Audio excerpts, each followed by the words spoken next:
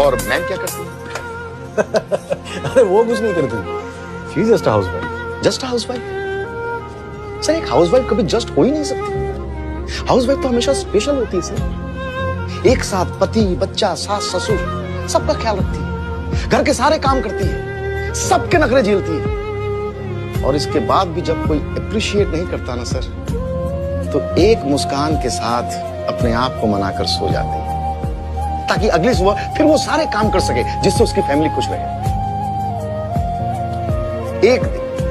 एक दिन अगर ये हाउसवाइफ छुट्टी ले लेना सर, तो सब कुछ रुक जाएगा।